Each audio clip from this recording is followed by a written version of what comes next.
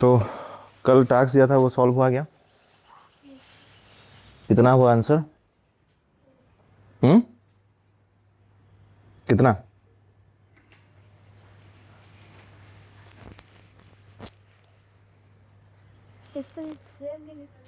हाँ, HCF की LCM कैसे पता चलेगा? क्वेश्चन में क्या दे रखा था? नहीं, जो निकलेगा वो क्या था हमारे पास? क्वेश्चन में क्या बोल रखा था बताओ, निकालो क्वेश्चन। तुमने किया है अमलान? नहीं हुआ? ट्राई किए कि नहीं? ट्राई करना चाहिए, ट्राई करेंगे तो भी ना पता चलेगा होता है कि नहीं। चलो, तो प्रीवियस क्लास में क्वेश्चन क्या था?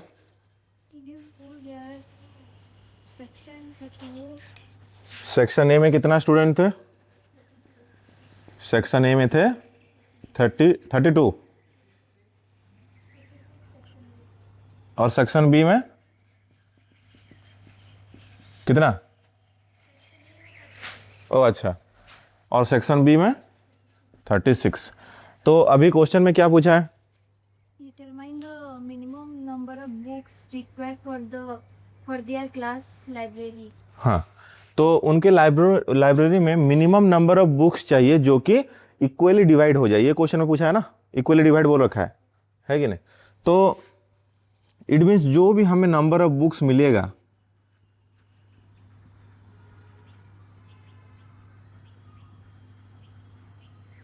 जो भी मिला, सपोज हमें number of books like x मिला, ठीक है, तो उसको कैसे डिवाइड करेंगे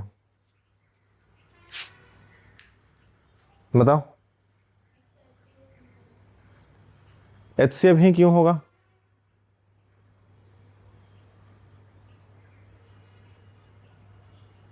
बताओ क्यों LCM नहीं होगा? क्वेश्चन एक बार देना मुझे।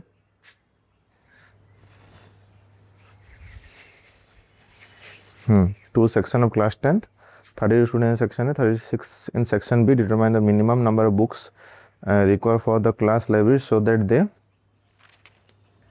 Can be distribute equally among the student of section A and B. सही, बताओ।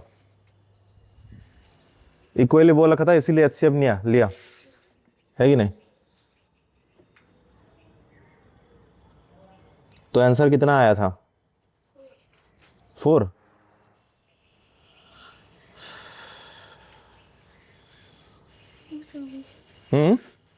आंसर नहीं निकाले हो? मल्टीप्लाई करो कितना आया देखो, मल्टीप्लाई करो कितना आया है देखो। 4 ही होगा। उसका LCM एक बार निकाल के देखो, निकालो, तुम्हें निकालो LCM निकालो।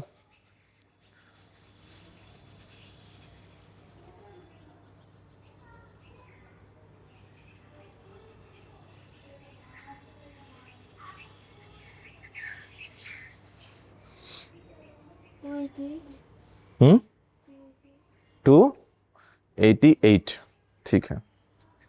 तो इसका एक्चुअल में आंसर होगा 288, क्योंकि यहाँ पे क्वेश्चन समझना है, जानबूझ के दिया था, क्योंकि यहाँ पे इक्वली बोल रखा है, तुम आंख बंद करके तुमने HCF निकाल दिया। लेकिन क्वेश्चन का अगर समझोगे तो ये क्या बोल रखा है, LCM निकालने के लिए बोल रहा है। कैसे?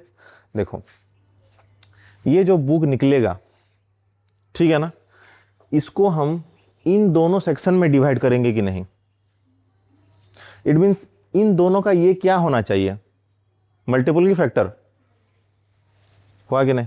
तो इसी वजह से यहां पे हमें क्या लेना पड़ेगा, LCM। कुछ एक्सेप्शन रहता है, तो इसी वजह से आंख बंद करके हमेशा हम ऐसा चूज नहीं कर सकते, ठीक है ना? तो हमें थोड़ा सोचना पड़ेगा, लॉजिक समझे, इसीलिए कॉन्सेप्ट इंपॉर्टेंट है। वो ट्रिक मैंने जो बताया था वो कभी कभार काम होगा, लेकिन मोस्ट ऑफ द टाइम तुम्हें क्या कॉन्सेप्ट के हिसाब से तुम्हें चूज करना पड़ेगा। और वैसे भी लॉजिक अगर देखोगे, कभी भी 4 बुक को कैसे डिवाइड करोगे इतने बच्चों में? समझ में आ रहा है कि नहीं? तो लेकिन 288 को हम डिवाइड कर सकते हैं ना, मैंने बताया था, लॉजिक भी तुम ले सकते हो। जैसे कि अगर फैक्टर निकालोगे तो वो स्मॉलर होगा ऑब्वियसली गिवन नंबर से। जैसे कि तुम्हारा 4 आया तो इट मीन्स इन दोनों से स्मॉलर है, और 288 क्या है, दोनों से क्या है, लार्जर है, क्योंकि उसका मल्टीपल है करके। समझ में आया? तो ऐसे भी हम लॉजिक को यूज कर सकते हैं। तो ठीक है, तो इसमें क्या यूज होगा, LCM हमारा 288 8 आएगा, जो कि हमारा करेक्ट आंसर हो जाएगा। समझ में आया ना? चलो, तो अभी लाइट पे उतरते हैं। लाइट कितना खत्म हुआ है वेवी में तुम्हारा? शुरू नहीं हुआ है, सही है। फिर तुम्हारे में तो इंट्रोडक्शन खत्म हुआ है बोले थे ना? कहाँ तक पढ़ाए थे? टॉपिक याद है? रिफ्रैक्शन तक। रिफ्रैक्शन मतलब तो बहुत सारा खत्म हो चुका है फिर। ओ अच्छा, रिफ्लेक्शन क्या है और रिफ्रैक्शन क्या है बताए थे। अच्छा, डेप्थ में नहीं गए थे। अच्छा सही है, चलो ठीक है। लाइट, तो लाइट हमारे लिए इंपॉर्टेंट क्यों है, क्यों हम इसको पढ़ रहे हैं बताओ।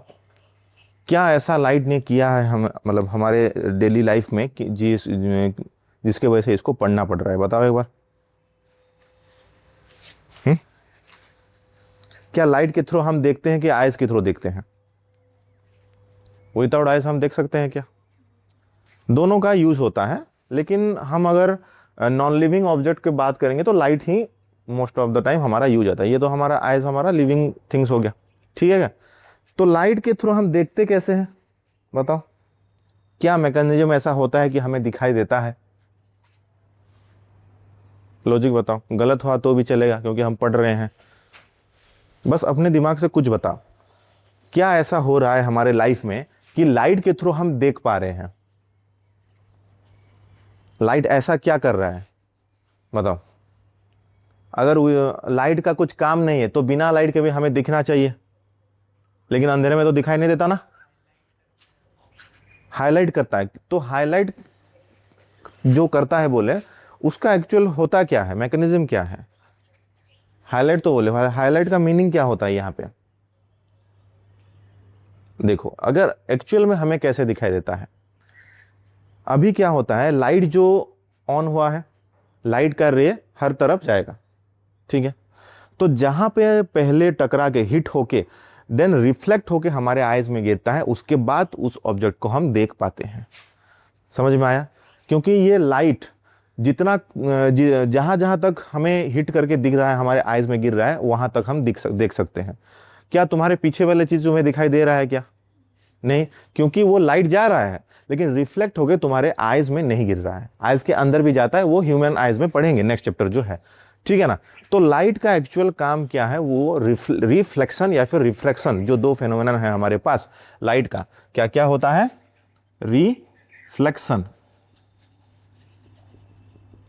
एंड और एक क्या होता है? रिफ्रैक्शन। इन दोनों फेनोमेनन को यूज करके हम देख पाते हैं। ये सिंपल है सबसे। समझ में आया? अभी तुम्हें बोर्ड क्यों दिखाई दे रहा है? क्योंकि लाइट पहले यहां पे हिट हो रहा है, देन जाके तुम्हारे आइज में हिट हो रहा है, जिसकी वजह से तुम्हें दिखाई दे रहा है। याद है मतलब अभी ये रूम के अंदर अंधेरा क्यों है? क्योंकि वहां पे लाइट अच्छे से नहीं जा पा रहा है और वहां पे हिट होके तुम्हारे आइज में नहीं गिर रहा है, जिसकी वजह से तुम्हें दिखाई नहीं देगा। समझ में आया? जितना लो लाइट होता है उतना कम हमें दिखाई देता है, क्योंकि उतना अच्छे से लाइट रिफ्लेक्ट होके हमारे आइज में नहीं गिरता है। तो लाइट का मतलब मेन मैकेनिज्म यही होता है। यही दोनों यूज करके ये जो दो फेनोमेनन है इसका थ्रू हम देख सकते हैं। अगर तुम्हें कुछ ट्रांसपेरेंट चीजें देखना होगा, लाइक एक ग्लास है, उसके दिस साइड से दूसरे साइड अदर साइड तुम्हें देखना है, तो वहां पे क्या यूज होगा? हमारा रिफ्रैक्शन यूज हो जाएगा, क्योंकि उसमें क्या हो गया, एक तरफ से दूसरी तरफ हम देख रहे हैं। अगर अभी तुम ये बोर्ड जो देख रहे हो, इसमें क्या यूज हो रहा है? रिफ्लेक्शन यूज हो रहा है। क्यों? क्योंकि इसमें रिफ्लेक्शन के केस में क्या होता है, लाइट रे ऐसे आता है ना, फिर रिटर्न वही सेम डायरेक्शन में जाता है, मतलब वही मीडियम में जाता है। जैसे कि तुम एक अगर मीडियम में है, तुम अभी एयर में हो, है कि नहीं? अभी एयर में हो ना, वैक्यूम जिसको बोल सकते हैं या फिर एयर बोल सकते हैं। तो लाइट जो बाहर से आ रहा है लाइट, वो क्या वही एयर में ही है, वो यहाँ पे हिट होता है, देन जाके तुम्हारे आइज में गिर रहा है और तुम्हारे आइज भी एयर पे भी है। तो इस सिचुएशन को हम क्या बोलते हैं? रिफ्लेक्शन। जब हमारा लाइट रे क्या होता है, लाइट रे पास थ्रू सेम मीडियम,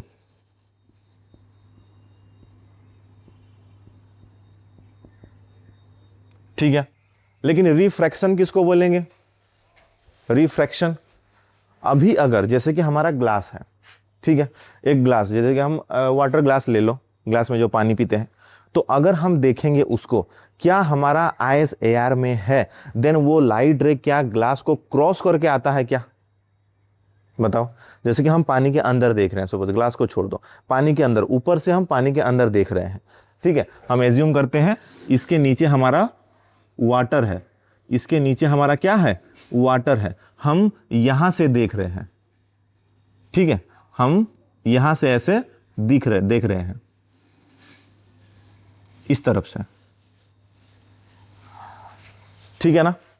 तो हमारा आइस कौन से मीडियम पे है? एयर पे है क्या? ठीक है, ये कहां पे है? एयर पे है। और सपोज यहां पे एक स्टोन है, ठीक है, यहां पे एक स्टोन है और इसको हम देख पा रहे हैं, लेकिन स्टोन क्या वही एयर मीडियम में है क्या? कहां पे है? वाटर में है ना, मतलब मीडियम चेंज हो गया।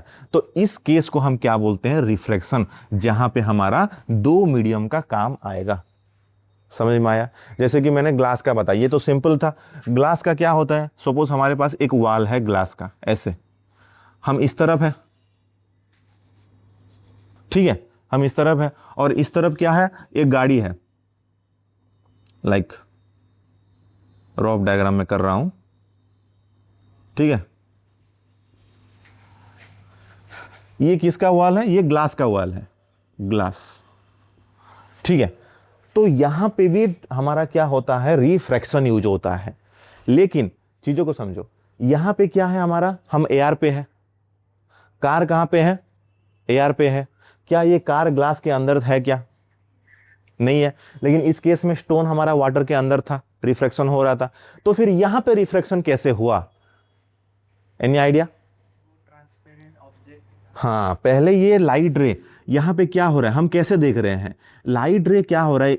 लाइट यहां पे सपोज सनलाइट है, सनलाइट यहां पे गिरा है कि नहीं? यहां से रिफ्लेक्ट होके कैसा होगा?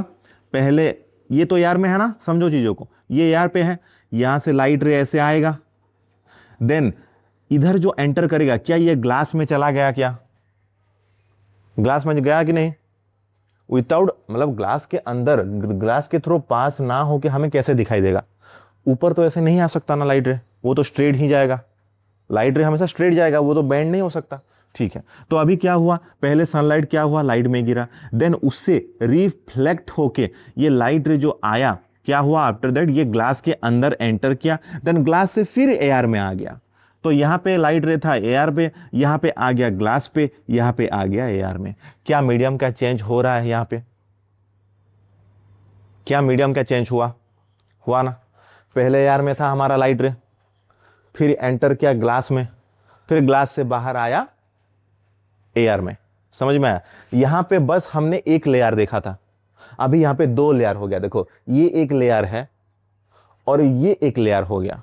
लाइक अगर यहां पे हम क्या करते? और एक लेयर दे देते, और क्या करते? यहां पे फिर एयर है बोल देते, यहां पे एक एयर है बोल देते, तो एयर से वाटर पे आया और वाटर से फिर उधर एयर पे चला जाएगा, क्योंकि वाटर तो ट्रांसपेरेंट होता है ना, मतलब रिवर में क्या होता है, नीचे हमारा क्या ट्रांसपेरेंसी नहीं होता है, इसीलिए और नीचे नहीं देख सकते थे।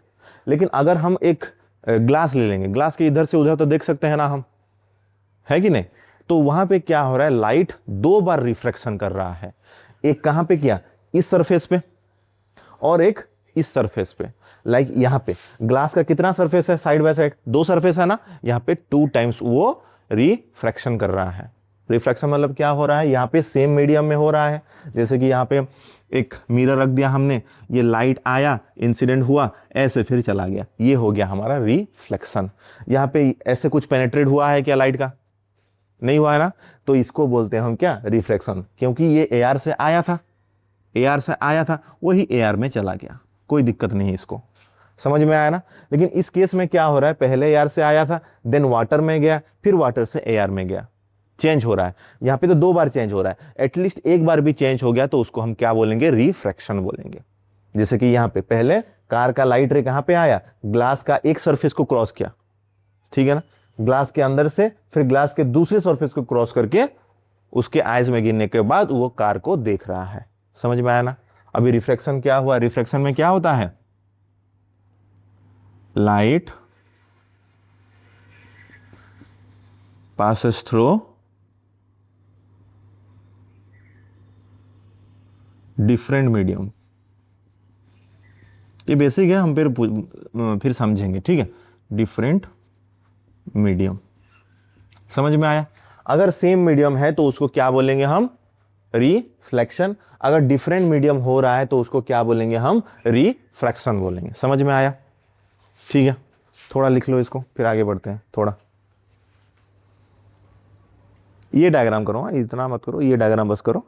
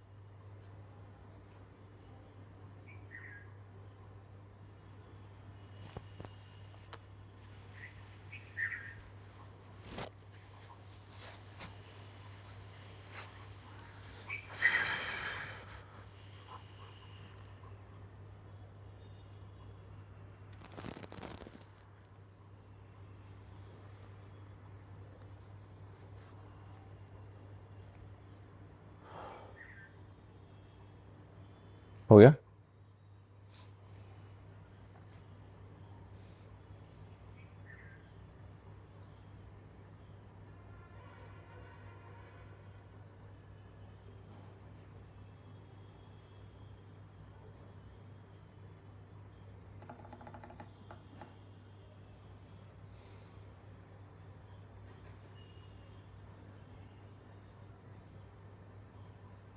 समझ में आ रहा है ना, ये बेसिक था, ठीक है। और फिर पढ़ेंगे, कोई दिक्कत नहीं है। चलो, तो तुम्हारे सिलेबस में ये दोनों टॉपिक ही हैं, रिफ्रैक्शन एंड रिफ्लेक्शन, ठीक है। उसको पढ़ेंगे अच्छे से। फिर ये थोड़ा बेसिक आइडिया था हमारा लाइट का। तो लाइट एक्चुअल में क्या है, मतलब क्या ये फॉर्म ऑफ एनर्जी है क्या? Light is a form of energy है क्या, कैसे पता चला?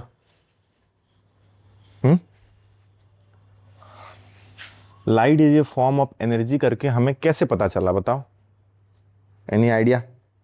ढूंढो, रियल लाइफ में ढूंढो, डेली लाइफ में अपना सोचो, कहाँ पे ऐसा दिखा, मतलब देखे हो कि लाइट हमारा एनर्जी की तरह काम करता है। सोचो, थोड़ा दिमाग में आएगा। हाँ हाँ, वो कर सकते हैं। या फिर हमारा प्लांट क्या करता है, सनलाइट का यूज करके फूड बनाता है कि नहीं, वो भी हम सोच सकते हैं। तो उससे हमें क्या आइडिया मिलता है। और भी बहुत सारा एक्सपेरिमेंट है, लेकिन मैं सबसे इजिएस्ट हुए सोचने के लिए बोला। तो हमारे रियल लाइफ में ही एग्जाम्पल है, जैसे कि सोलर प्लांट बोल सकते हो, ठीक है ना। या फिर तुम जो सनलाइट, ग्रीन लीव्स हमारा जो होता है, ग्रीन प्लांट होता है, वो क्या करता है, सनलाइट को यूज करके अपना फूड बनाता है। वो तो बेसिक आइडिया है, ठीक है। तो हम प्रॉपर्टीज में पहले क्या लिखेंगे, लाइट शॉर्ट में लिखते हैं, ये क्या है, फॉर्म ऑफ एनर्जी है, ठीक है।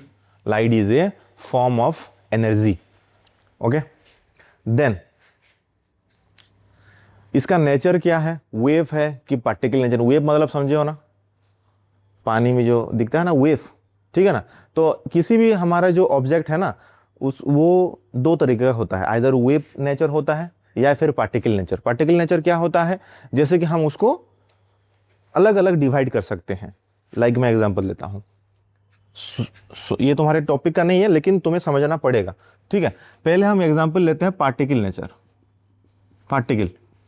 पार्टिकल को कैसे डिफाइन करेंगे? पार्टिकल मतलब क्या होता है, वो ना कंटिन्यूअस नहीं रहेगा। लाइक हमारे जो रोड होता है, लाइक हम जब कहीं पे जाते हैं, रोड होता है, रोड में सब कुछ भूल जाओ, दो चीज़ों को नोटिस करो। रोड में एक हमारा रोड होता है और साइड में हमारा इलेक्ट्रिक पोल होता है कि नहीं?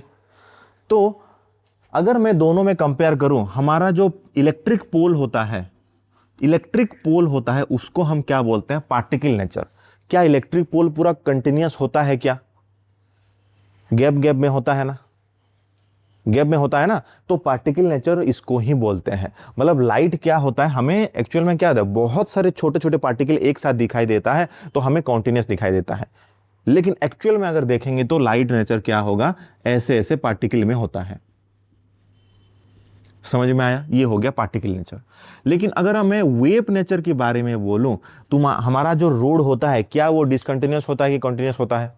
रोड कंटिन्यूअस होता है ना, कहीं पे तो मतलब गड्ढा वगैरह को छोड़ दो, रोड तो रोड होता है ना, वो तो कंटिन्यूअस होता है।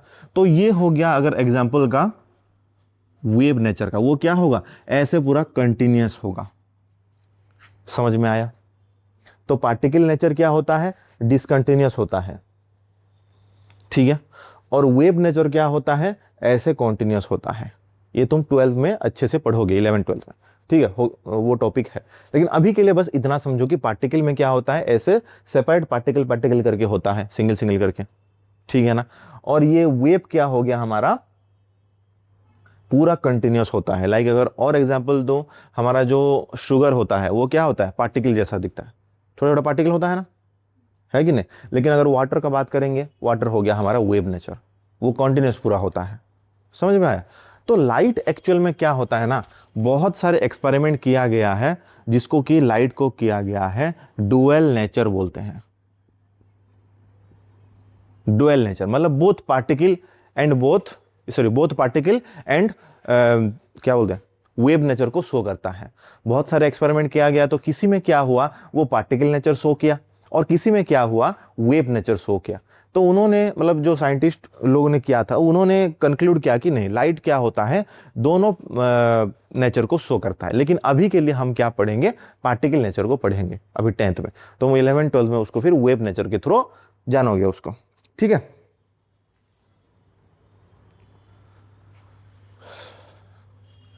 डुअल नेचर मीन्स यहां पे साइड करके लिख दो, पार्टिकल और वेव नेचर, ठीक है। अगर ये वेव है तो किस तरीके का वेव है? वेव कैसा होता है, दो तरीके का होता है, एक होता है मैकेनिकल और एक होता है नॉन मैकेनिकल, ठीक है। मैं समझाता हूं, तुम्हारे बुक में नहीं है, समझो इसको।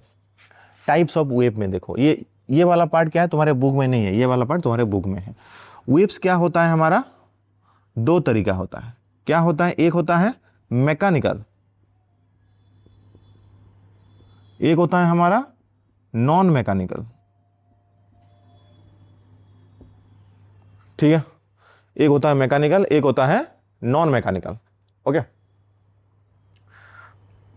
तो यहां पे क्या हुआ, मैकेनिकल मींस क्या होता है, जो एक ऐसा वेव जो कि मीडियम के ऊपर डिपेंड करेगा। लाइक अगर साउंड को हम लेंगे एग्जांपल, अगर हम साउंड को एग्जांपल लेंगे, हमारे स्पेस में क्या साउंड प्रेजेंट नहीं होगा क्या? जैसे हमारे अर्थ में कुछ हो रहा है तो स्पेस में भी बहुत सारे ऐसे एस्ट्रॉयड होंगे जो कि टकरा रहे होंगे, उसका तो साउंड आ रहा होगा। लेकिन क्या हमें यहाँ पे सुनाई दे रहा है क्या? नहीं सुनाई दे रहा है ना, बस हम देख सकते हैं। लेकिन जैसे कि टेलीस्कोप हो गया, उसमें देख सकते हैं, लेकिन क्या हमें सुनाई देता है? वो नहीं देता है ना। क्यों? क्योंकि हमारे स्पेस में, एक मिनट,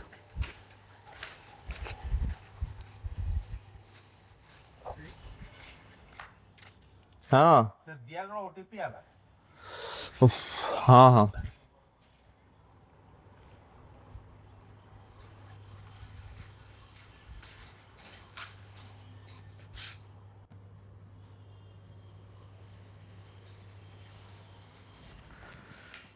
ओके।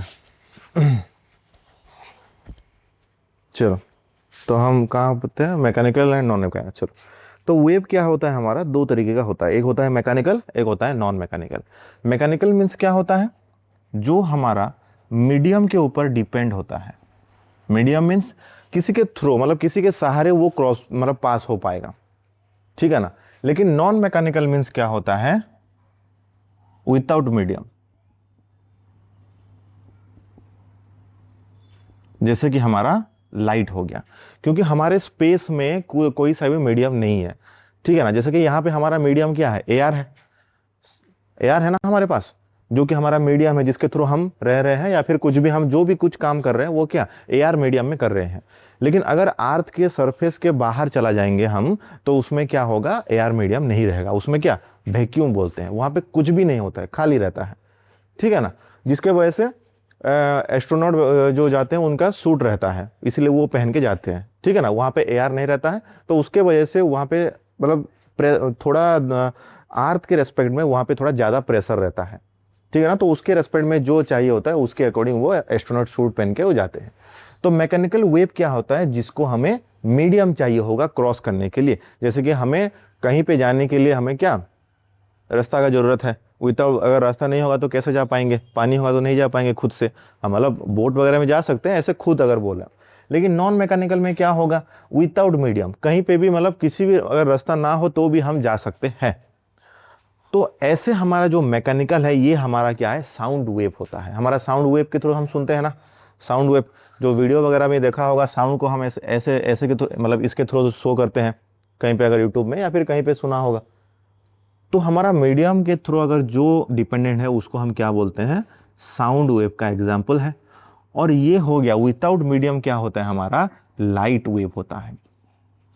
कैसे पता चला, क्या स्पेस में हमारा मीडियम है क्या, अभी बोला नहीं है ना, वैक्यूम है, लेकिन फिर भी हमें लाइट आ रहा है ना, लाइट तो आ रहा है, ठीक है।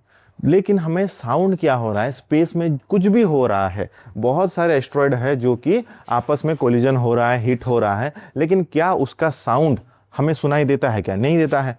क्यों, क्योंकि साउंड को आने के लिए, स्पेस से यहाँ तक आने के लिए उसको मीडियम चाहिए, जो कि स्पेस में मीडियम नहीं है। लेकिन लाइट को क्या होगा, मीडियम नहीं चाहिए। अगर एयर ना भी हो कि कुछ भी मतलब कुछ भी ना हो तो भी हमारा लाइट वहां से यहां तक आ सकता है। इसी वजह से सनलाइट हमें मिल रहा है। अगर हमारा लाइट वेव अगर ये मैकेनिकल वेव होता तो क्या होता पता है, तो हमें कभी भी गर्मी नहीं लगता, क्योंकि स्पेस में तो हमारा एयर है नहीं, एयर नहीं है, तो क्या लाइट वेव हमारे पास आ पाता, क्या नहीं आ पाता। तो कभी भी लाइट नहीं होता कि हमें गर्मी भी नहीं लगता, हमें हमेशा दिन हो या रात हो क्या लाइट के ऊपर डिपेंडेंट रहना पड़ता हमारे पास। समझ में आया। तो लाइट वेव एक क्या है, नॉन मैकेनिकल वेव है, याद रखना। मैकेनिकल मींस मीडियम के ऊपर depend, non mechanical means without medium. Simple है, उल्टा होता तो कंफ्यूजन होता, mechanical medium, non mechanical without medium, ठीक है ना। तो हमारा लाइट वेव कैसा वेव है, नॉन मैकेनिकल वेव है। तो ये प्रॉपर्टी में लिख लो, ये हमारा क्या है, नॉन मैकेनिकल वेव है, ठीक है। Fourth, okay. नेक्स्ट प्रॉपर्टी क्या है, स्मॉल पार्टिकल ऑफ लाइट को हम क्या बोलते हैं, फोटन बोलते हैं। फोटन, नाम बता, प्रोटन मत बोलना, फोटन। फोटो मतलब जैसे कि हम केमिस्ट्री में पढ़े थे ना, फोटोलाइसिस। क्यों, क्योंकि लाइट के थ्रू जहां पे डिकम्पोजिशन रिएक्शन होता है उसको क्या बोलते हैं, फोटोलाइसिस बोलते हैं। तो वही वहां पे जहां पे लाइट आता है वहीं पे फोटो यूज होता है, और यहाँ पे स्मॉल पार्टिकल ऑफ लाइट को क्या बोलते हैं, हम फोटन बोलते हैं। तो हमारा जो एक लाइट रे होता है वो ऐसे स्मॉल स्मॉल पार्टिकल को कंबाइन करके बनता है, उसका सबसे स्मॉलेस्ट पार्टिकल क्या बोलते हैं, हम फोटन बोलते हैं। समझ में आया। और एक पॉइंट क्या है इसका, लाइट का स्पीड कितना होता है, स्पीड ऑफ लाइट, इसका स्पीड होता है 3 × 10⁸ मीटर पर सेकेंड, ठीक है। इसका स्पीड होता है 3 × 10⁸ मीटर पर सेकेंड, याद रखना इसको। और इसको सिंबलाइज वे में सी के थ्रू भी, कैपिटल सी या फिर स्मॉल सी के थ्रू भी रिप्रेजेंट करते हैं लाइट के स्पीड को, हाँ लाइट के स्पीड को। कहीं पे भी अगर तुम्हें सी लिखा मिल रहा है, इस चैप्टर के रिलेटेड मैं बोल रहा हूँ, ठीक है ना। मतलब फिजिक्स में कहीं पे भी सी ले लो, वो लाइट का स्पीड ही शो होता है, लेकिन अभी के लिए तुम इस चैप्टर के लिए मान लो, 12th में फिर आगे पढ़ोगे, ठीक है ना। तो लाइट का इतना प्रॉपर्टीज होता है। तो अभी देखते हैं हमारा क्या, लाइट का रिफ्लेक्शन। ये लिख लेना सब कुछ, इस साइड वाला लिखे, लिख लो, ये लिख लो, दिमाग में रहना चाहिए, आइडिया थोड़ा रहना चाहिए।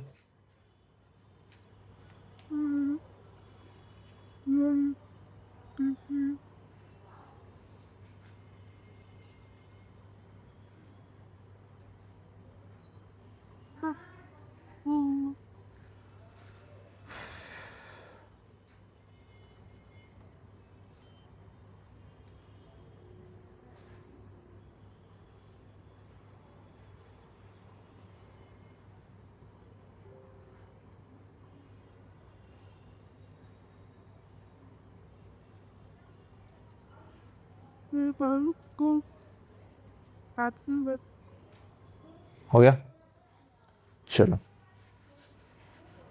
अभी चलते हैं हम रिफ्लेक्शन में। ये थोड़ा बेसिक बातें और कॉन्सेप्ट, जैसे कि हमें कैसे क्यों दिखाई देता है लाइट के थ्रू, वो हमेशा दिमाग में याद रखना, ठीक है। ये लाइट का थोड़ा प्रॉपर्टीज था।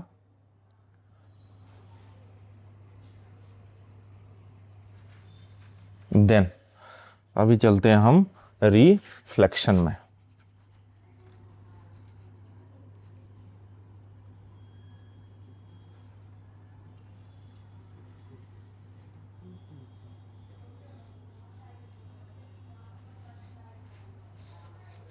चलो, तो रिफ्लेक्शन क्या बताया मैंने, याद है?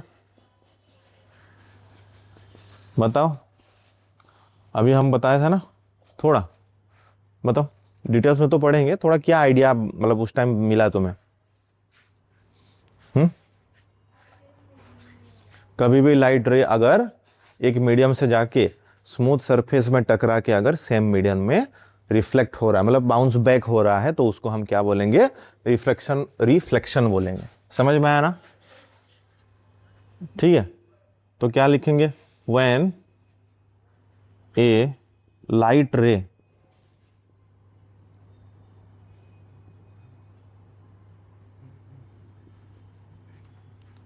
bounce back to the same medium after hitting a smooth surface, ये हो गया हमारा रिफ्लेक्शन। अगर डायग्राम करना है तो ये हो गया एक दीवार हमारे पास, या फिर एक मिरर ले लो, इसके ये साइड क्या है हमारा? पॉलिश है।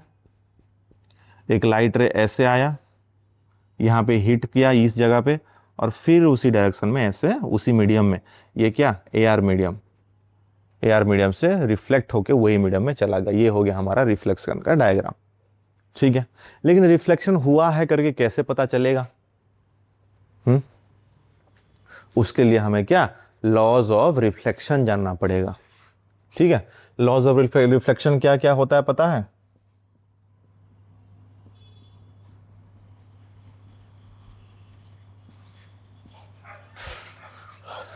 रिफ्लेक्शन का दरअसल 2 लॉज होता है। क्यों क्यों इसका लॉज का क्या जरूरत पड़ा? क्योंकि हमेशा रिफ्लेक्शन जो होता है कि मतलब लाइट का तो फेनोमेनन हमेशा होगा ही, लेकिन वो रिफ्लेक्शन है कि रिफ्रैक्शन है, वो जानने के लिए हमें ये लॉ का जरूरत पड़ेगा। जैसे कि अभी मैंने समझाया वो ग्लास वाला केस, उसमें क्या हुआ? पहले हमने कंफ्यूज हुआ कि एआर से तो एआर जा रहा है, लेकिन रिफ्रैक्शन कैसे हो रहा है कि नहीं? हमें कॉन्सेप्ट पता था, इसीलिए हम उसको डिवाइड कर पाए। लेकिन ये जो लॉज ऑफ रिफ्लेक्शन है, उससे भी हम डिवाइड मतलब डिटरमाइन कर सकते हैं कि वहां पे रिफ्लेक्शन हुआ है कि रिफ्रैक्शन हो रहा है। कैसे? क्योंकि इसका फास्ट लॉ क्या होता है? इसका फास्ट लॉ होता है, मैं बताऊंगा, पहले लिख लो। इंसिडेंट रे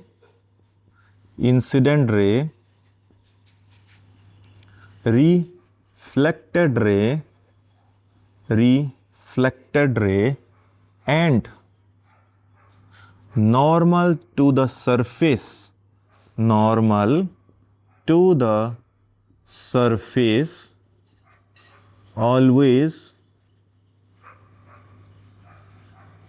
इन ए सेम प्लेन। समझ में आया? सेकेंड लॉ क्या है? The angle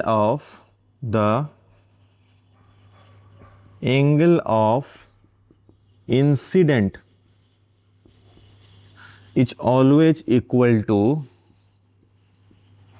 angle of reflection. ठीक है, ये क्या क्या लिख दिया? 2 पॉइंट। देखो समझते हैं इसको। यहां पे एक मैंने नीचे ऐसे मिरर रखा, ठीक है, ये सरफेस हमारा क्या है, मतलब पॉलिश किया गया है। मिरर का एक सरफेस होता है ना, एक कलर दिया रहता है मिरर का, जो सिल्वर कलर रहता है, या फिर एक कहीं कहीं पे क्या रेड कलर भी दिया जाता है, ठीक है ना। तो ये वाला पार्ट वैसा है। दूसरे साइड से हम लाइट रे को इंसिडेंट करवाएंगे। तो ये हमारा क्या हो गया, सरफेस हो गया हमारे लिए। समझ में आ रहा है कि नहीं? यहाँ पे अगर लाइट ऐसे गिर रहा है, इट मीन्स ये लाइट के लिए क्या हो गया, सरफेस हो गया। ये लाइन हमारा, ये एक्चुअल में क्या है, एक मिरर है कि नहीं? तो यहाँ पे हमने क्या किया, ऐसे लाइट को इंसिडेंट किया, थोड़ा टेढ़ा हो गया ज़्यादा, ऐसे लाइट को इंसिडेंट करवाया। तो ये क्या होगा, रिफ्लेक्शन हुआ है, तो सेम मीडियम में ऐसे जाएगा ना, सेम मीडियम में जाएगा, ठीक है। तो यहां पे बात आया, ये जो incident ray and reflected ray बोल रखा है, इन दोनों का मीनिंग क्या है? जिस डायरेक्शन से हमारा लाइट आया है उसको हम क्या बोलेंगे, इंसिडेंट रे बोलेंगे। समझ में आया? जिस डायरेक्शन से लाइट गया है उसको हम क्या बोलेंगे, रिफ्लेक्टेड रे बोलेंगे। अगर ये एरो का चेंज हो गया एरो, तो इंसिडेंट रिफ्लेक्टेड रे भी चेंज हो जाएगा। ठीक है, 2 पार्ट तो खत्म हुआ। अभी आया नॉर्मल। क्या है नॉर्मल? क्या होता है, ये जो हमारा मिरर है या फिर जो सरफेस हम बोल रहे हैं, इसको अगर हमने एक परपेंडिकुलर ड्रॉ किया तो इसको हम क्या बोलते हैं, टेढ़ा हो गया क्या परपेंडिकुलर? यहां से मैं ड्रॉ कर देता हूं थोड़ा, 1 मिनट। चलो, हाँ अभी सही है ना? अभी जो ड्रॉ हुआ है ये क्या होता है, हमारा नॉर्मल। ठीक है, ये क्या होता है, नॉर्मल। ये सरफेस को क्या होता है, ऐसे इसका परपेंडिकुलर ऐसा शो करते हैं ना, पता है? चलो नहीं पता है तो ये ऐसे सिंबलाइज करते हैं। कहीं पे भी एंगल में ऐसे अगर सिंबलाइज है, इट मींस ये क्या है, परपेंडिकुलर। परपेंडिकुलर में एंगल कितना, 90 डिग्री। समझ में आया? तो सरफेस को एक ऐसा लाइन, अगर एक ऐसा लाइन जो कि 90 डिग्री में डिवाइड कर रहा है, उसको हम क्या बोलेंगे, नॉर्मल बोलेंगे। जिस डायरेक्शन से हमारा लाइट आ रहा है उसको क्या बोलेंगे, इंसिडेंट रे बोलेंगे। जिस डायरेक्शन से हमारा लाइट जा रहा है उसको क्या बोलेंगे, रिफ्लेक्टेड रे बोलेंगे। तो फर्स्ट पॉइंट क्या बोल रखा है, incident ray, reflected ray and normal हमारा एक ही प्लेन में होना चाहिए। लाइक अभी ये जो मेरा व्हाइट बोर्ड है, ये क्या है, एक प्लेन है। समझ में आया? तो ये तीनों लाइट क्या व्हाइट बोर्ड में है, क्या तीनों पार्ट, इंसिडेंट रे भी व्हाइट बोर्ड में है, नॉर्मल भी व्हाइट बोर्ड में है, और ये जो क्या रिफ्लेक्टेड रे भी हमारा व्हाइट बोर्ड में है। लेकिन अगर यहां पे क्या होता, एक ऐसा सिचुएशन होता कि लाइट रे इंसिडेंट तो हो रहा है, लेकिन हमारा रिफ्लेक्टेड रे क्या होता, इस व्हाइट बोर्ड में ना रह के व्हाइट बोर्ड से बाहर चला आता, जो कि पॉसिबल नहीं है। लेकिन मैं एक हाइपोथेटिकल वे में तुम्हें एग्जांपल दे रहा हूं। सोचो कि एक लाइट रे हमारा इंसिडेंट हुआ सरफेस में, लेकिन वो उसी सरफेस में ना होके एक बाहर चला आया, उसको क्या बोलेंगे हम, रिफ्लेक्शन नहीं बोल सकते, क्योंकि वो इस वाले लॉ को क्या कॉन्ट्राडिक्ट कर रहा है, ओबे नहीं कर रहा है। समझ में आया ना? सेम प्लेन मतलब समझ में आया ना? ठीक है, जैसे कि अभी लाइट रे वहां से आ रहा है, लाइट रे ये तुम्हें कैसे दिखाई दे रहा है, उसके लिए ये क्या हो गया, सरफेस हो गया, है कि नहीं?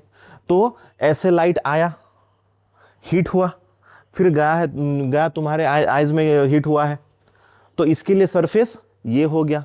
परपेंडिकुलर ऐसे कुछ गया होगा जो कि हम नॉर्मल बोलेंगे, ऐसे जो आया है बारलाइट से जो आ रहा है उसको क्या बोलेंगे हम, इंसिडेंट रे। उसके बाद यहाँ पे जो परपेंडिकुलर ऐसे ड्रॉ करेंगे उसको नॉर्मल। देन यहाँ से हिट होके जो तुम्हारे आइज में जा रहा है उसको क्या बोलेंगे, रिफ्लेक्टेड रे। क्या तीनों लाइन इसी प्लेन में लाइज हो रहा है क्या, इंसिडेंट रे भी यहाँ से आया, नॉर्मल भी इस तरफ गया है, एंड रिफ्लेक्टेड रे भी इस तरफ जाके तुम्हारे आइज में गिर रहा है। समझ में आया ना, कोई मतलब तीनों में से किसी भी चीज क्या दूसरे जगह मतलब इस साइड के अलावा कुछ दूसरी जगह जा रहा है क्या, नहीं जा रहा है ना, इसी वजह से यहाँ पे रिफ्लेक्शन होके तुम्हारे आइज में गिर रहा है। समझ में आया, सिंपल है ना law. Then the angle of incident equal to angle of reflection. Angle of incident किसको बोलेंगे बताओ, हमारे पास दो एंगल है, कौन कौन सा, सरफेस के साथ एक एंगल है और एक नॉर्मल के साथ एक एंगल है। दो एंगल दिख रहा है ना, क्योंकि इंसिडेंट एंगल मतलब इंसिडेंट रे के साथ ही होगा, लेकिन इंपॉर्टेंट ये है कि क्या सरफेस के साथ होगा या फिर नॉर्मल के साथ होगा। इंसिडेंट रे क्या होता है हमारा, ये नॉर्मल के साथ, इसको हम स्मॉल आई के थ्रू रिप्रेजेंट करते हैं। समझ में आया। उसी तरीके से रिफ्लेक्टेड रे भी क्या होगा, ये नॉर्मल के साथ, इसको हम स्मॉल आर के थ्रू रिप्रेजेंट करते हैं। समझ में आया। तो हमेशा रिफ्लेक्शन की केस में याद रखो, ये एंगल एंड ये एंगल ऑलवेज इक्वल होता है। इसको अगर मैं सिंपलाइज वे में लिखूं तो एंगल आई, एंगल को ऐसे शो करते हैं ना, इक्वल टू एंगल आर हो जाएगा। ये होता है हमारा रिफ्लेक्शन का लॉ। समझ में आया। ये कुछ नहीं, ये नॉर्मल एक लाइन है कि नहीं। तो नॉर्मल के साथ जो इंसिडेंट रे एंगल बना रहा है, इंसिडेंट रे एक्चुअल में दो एंगल बना रहा है। एक हमारे मिरर के साथ बना रहा है एंगल, ये वाला देखो, है कि नहीं। मैं देखो डबल लाइन दे रहा हूं, ये वाला एंगल, और एक नॉर्मल के साथ एंगल बना रहा है जो आई वाला। तो हम जो एंगल ऑफ इंसिडेंट बोल रहे हैं, ये आई वाले को एंगल ऑफ इंसिडेंट बोलेंगे। समझ में आया ना, कि ये डबल लाइन वाला को। समझ में आया, इसीलिए मैं यहां पे क्रॉस दे रहा हूं। ठीक है, चलो। उसी तरीके से रिफ्लेक्शन, एंगल ऑफ रिफ्लेक्शन किसको बोलेंगे, हमारे पास देखो उसी तरीके से सरफेस के साथ एक बनाया हुआ है और एक नॉर्मल के साथ बनाया हुआ है। तो यहां पे भी वही चीज है कि जो नॉर्मल के साथ बनाया है उसको हम एंगल ऑफ रिफ्लेक्शन बोलेंगे, इसको हम नहीं बोलेंगे। समझ में आया।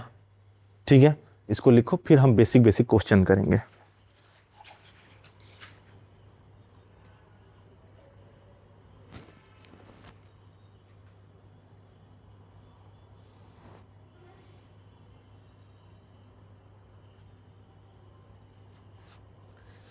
इंसिडेंट रे क्या है लिख पाओगे ना,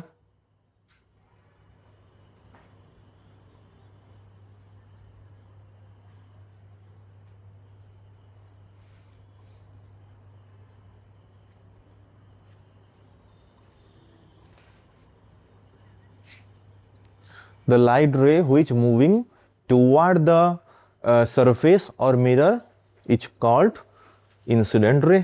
बस हो गया ना। और रिफ्लेक्शन रे के लिए क्या बोलेंगे, द लाइट रे which moving away from the surface or mirror is called reflection ray और ray of reflection।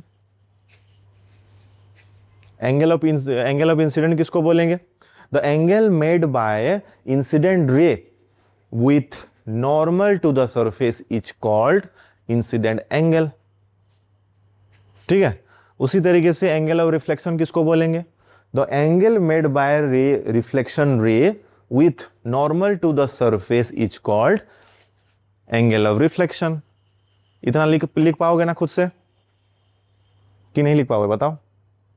अगर नहीं लिख पाओ तो अभी जो मैंने बताया लिख लो, और एक बार मैं रिपीट कर रहा हूं।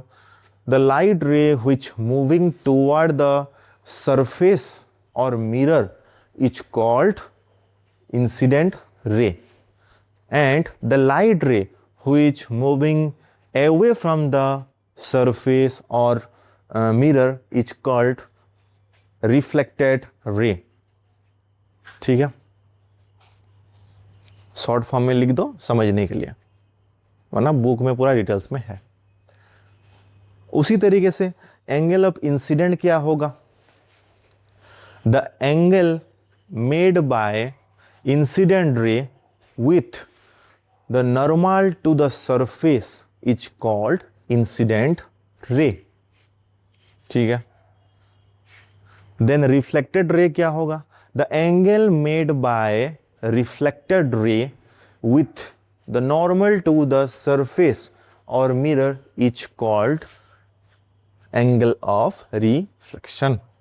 ओके, क्लियर है इतना? ठीक है, चलो अभी हो गया ना सब लिखना?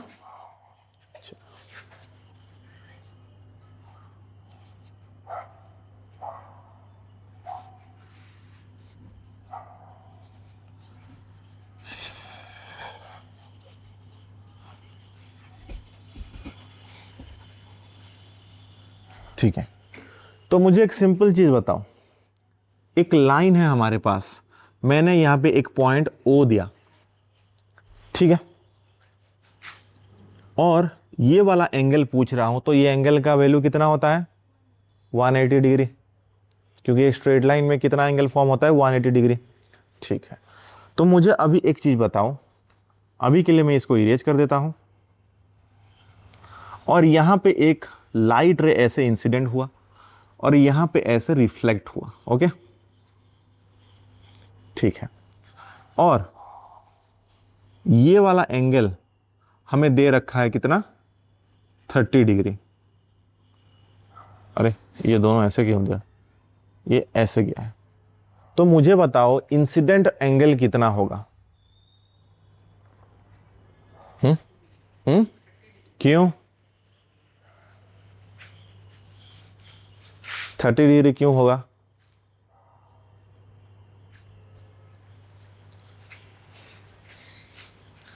रीजन बताओ, 30 डिग्री क्यों होगा?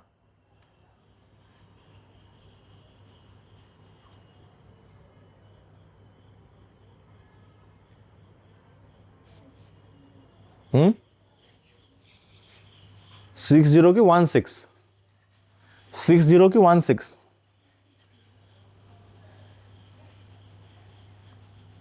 ये हो जाएगा 60 डिग्री। कैसे? ये टोटल हमारा कितना होता है? आधा, 90। लेकिन हमारा इंसिडेंट रे क्या होगा? ये वाला ना, थोड़ी ना ये वाला इंसिडेंट रे है, अभी इसलिए डेफिनेशन बताया। तो हमें क्या चाहिए? ये वाला चाहिए। ये कितना होगा? 60 होगा। अगर ये रिफ्लेक्टेड एंगल 60 है तो क्या ये भी 60 नहीं होगा? क्या मिल गया ना? वही लापरवाही का नतीजा। इसीलिए क्वेश्चन में वो जानबूझ के यही पूछेंगे, ठीक है। इसीलिए वो क्या, ये ऑप्शन में, ये क्वेश्चन में देंगे तो फटाक से एग्जाम में क्या होगा? ऑप्शन में तुम्हारे पास 30 भी होगा। समझ में आया कि नहीं? आंसर में क्या होगा? ऑप्शन ए में दे देंगे वो 30 जानबूझ के, क्यों? देखने के बाद तुम्हारे माइंड में क्लिक हो जाए करके। समझ में आया? और लास्ट में डी में देंगे वो 60 करके, और बीच में बाकी दो कुछ उत्पटांग दे देंगे। समझ में आया? हड़बड़ में क्या करोगे? इजी तो है करके 30 में क्लिक करके चले आओगे। तो इसीलिए देखना है कि एंगल कौन सा पूछा है अच्छे से। समझ में आया? अगर इस जगह पे ये अगर 30 डिग्री देता तो डायरेक्ट हम 30 कर सकते थे। समझ में आया ना? लेकिन ये नीचे वाला दे रखा है, तो इसीलिए हमें 90 से पहले माइनस करना पड़ेगा, ठीक है। ये क्या हो जाएगा? 60 डिग्री, 90 माइनस 30 करके निकालना पड़ेगा। समझ में आया ना? चलो एक और चीज, अगर हमारे पास एक प्लेन है, ठीक है ना, और एक लाइट रे ऐसे आ रहा है, ये ऐसे आ रहा है और ऐसे जा भी रहा है, तो मुझे बताओ इन एंगल ऑफ इंसिडेंट कितना होगा? यहां पे दिमाग लगाओ, पता होगा तुम्हें, मतलब पता लगा सकते हो, दिमाग लगाओ बस, होगा। एंगल ऑफ इंसिडेंट, कॉन्सेप्ट को सोचो, एंगल ऑफ इंसिडेंट क्या होता है और इसमें ऐसा क्या चेंज हुआ है?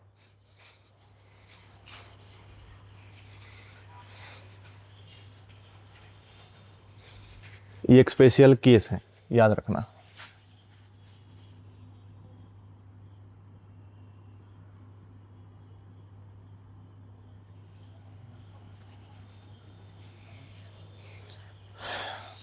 क्या होगा बताओ?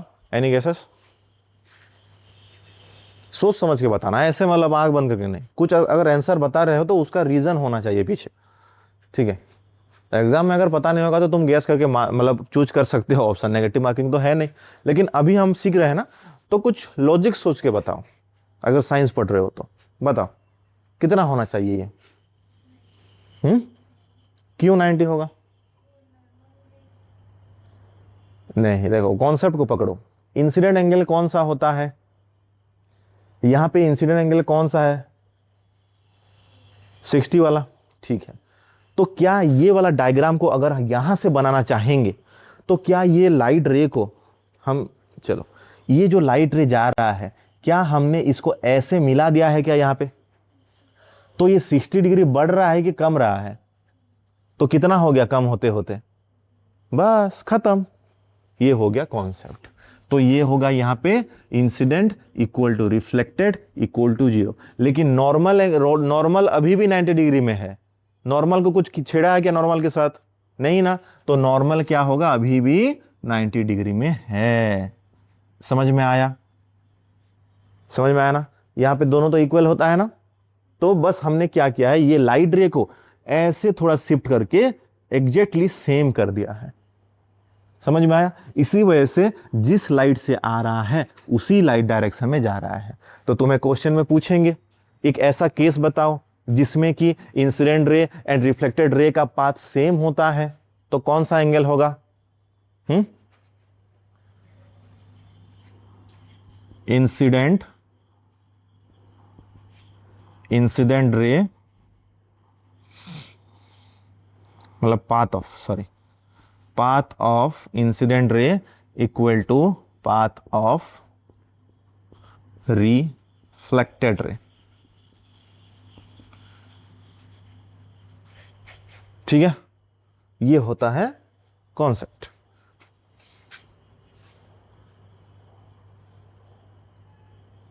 यहां तक पढ़ा है स्कूल में क्या तुम्हारा? ये सब नहीं पढ़ा है? अच्छा, 90 कब होता?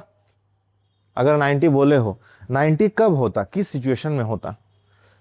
ये जो 4 एंगल हमारे पास है, कौन सा एंगल इंसिडेंट होता तो 90 हो जाता? ये वाला एंगल।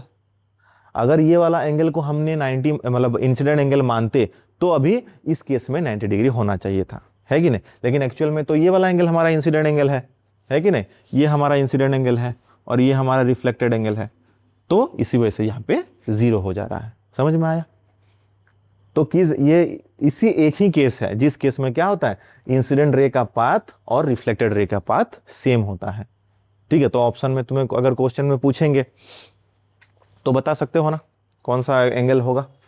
चलो एक क्वेश्चन करते हैं फिर सॉल्व। थोड़ा डिफिकल्ट करते हैं, मतलब डिफिकल्ट मतलब क्वेश्चन डायग्राम थोड़ा बड़ा होगा, वही एंगल का ही खेल है और कुछ नहीं है। अभी 2 प्लेन है, दो मिरर है हमारे पास। ये वाला एक मिरर है और ये वाला एक मिरर है। ठीक है, अभी 2 मिरर है हमारे पास और लाइट रे आ रहा है यहां से ऐसे, यहां से ऐसे और यहां से ऐसे जा रहा है। ये ओके, ऐसा हमारा लाइट रे का पाथ है। और एंगल तुम्हारे पास गिवन है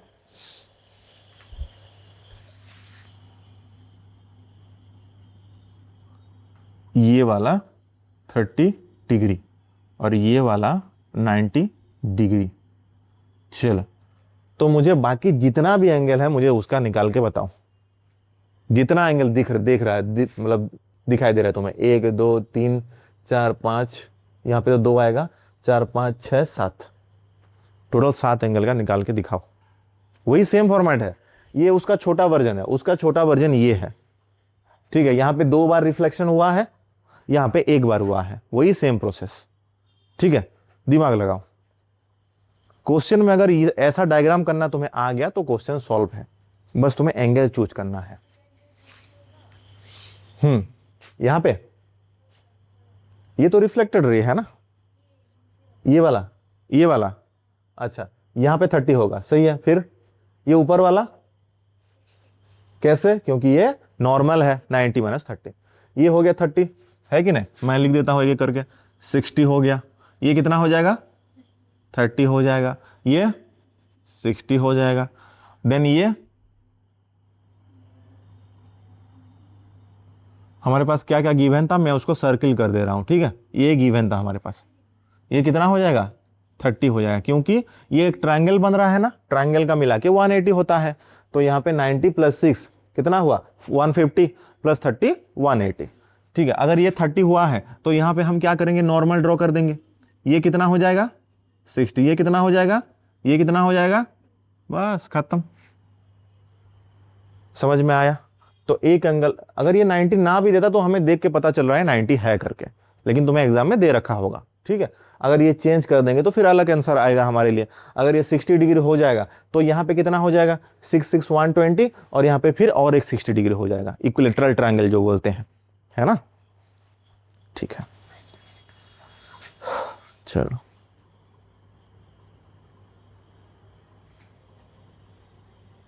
ये डायग्राम ड्रॉ कर लो। हाँ, तो ऐसा क्वेश्चन में कोई दिक्कत नहीं होगा ना, अभी बस एंगल निकालना है।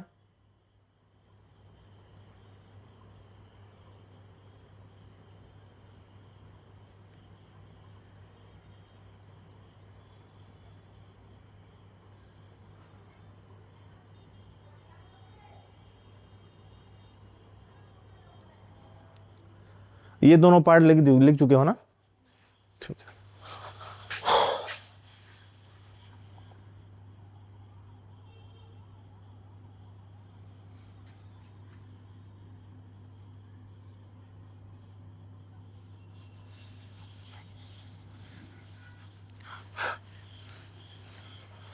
ठीक है,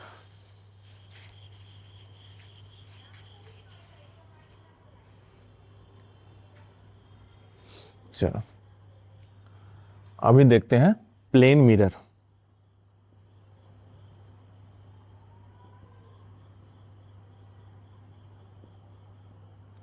प्लेन मिरर मतलब क्या है, कैसा होगा प्लेन मिरर, हमारे रियल लाइफ में कहां पे हम प्लेन मिरर को यूज करते हैं, बताओ एक बार, लगाओ दिमाग थोड़ा।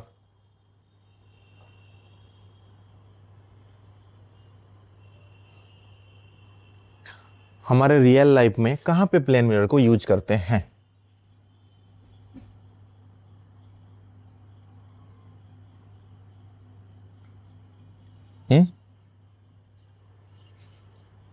बताओ कहां कहां हम मिरर यूज करते हैं रियल लाइफ में, कब कब, बाइक में यूज करते हैं, मतलब कुछ व्हीकल में, देन अपना फेस देखने के लिए यूज करते हैं। तो basically most of the time in दो जगह पे यूज करते हैं। तो मुझे बताओ दोनों में से कौन सी जगह पे तुम्हें लगता है कि प्लेन मिरर हो सकता है, व्हीकल में, नहीं व्हीकल में नहीं होगा, क्योंकि हम पढ़ेंगे क्यों नहीं होगा। हम जो डेली लाइफ में यूज कर रहे हैं उसको बोलते हैं प्लेन मिरर, ठीक है ना। क्यों, प्लेन मिरर ऐसा एकदम सिंपल, जो ग्लास स्लैब हमने बनाया था ऐसा ही होता है, एक सिंपल लाइन होता है और इसके दूसरे तरफ क्या होता है, ऐसे कलर या फिर सिल्वर कलर का पॉलिशिंग लगा होगा। तो यहाँ पे एक लाइट गिरेगा और सिंपली वो रिफ्लेक्ट होके चला जाएगा। समझ में आया, ठीक है। तो इसमें हमारा जो इमेज फॉर्म होगा ना, इमेज क्या होगा, सेम साइज, इमेज का प्रॉपर्टीज लिखो, जो इमेज फॉर्म होगा। ऑब्जेक्ट मतलब क्या है, जो हम है, इमेज मतलब क्या है, जो हम देखेंगे, ठीक है ना। तो सेम साइज होता है, और सेकंड क्या होता है, सेम डिस्टेंस में भी होगा। मतलब अगर हम मिरर से 3 फुट के डिस्टेंस में है तो हमारा इमेज भी 3 फुट के डिस्टेंस में हमें दिखाई देगा। समझ में आया। एंड इसका नेचर थर्ड क्या हो गया, वर्चुअल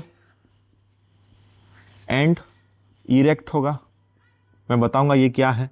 और फोर्थ क्या है, लेटरल इन्वर्जन होगा।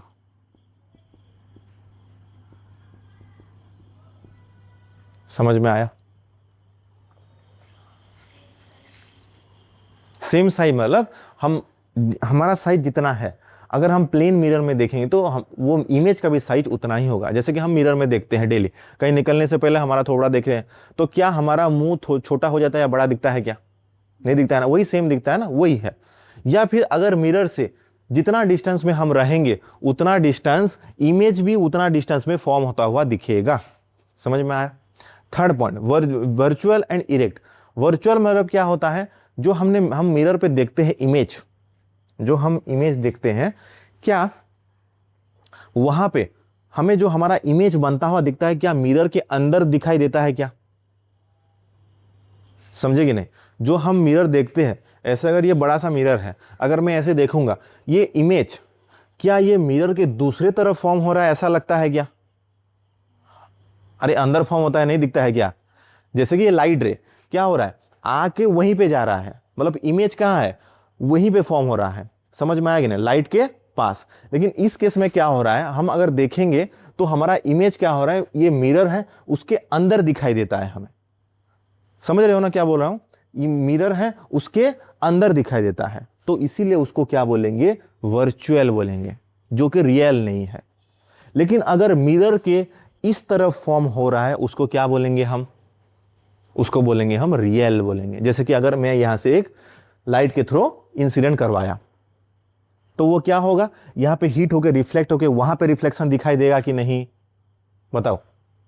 अगर मैं लाइट यहां पे इंसिडेंट करवा रहा हूं मिरर पे, कभी तो देखा होगा ना लाइट को इंसिडेंट करवा के, तो मिरर पे इंसिडेंट होने के बाद रिफ्लेक्ट होके क्या यहाँ पे या कहीं पे दिखाई देगा क्या?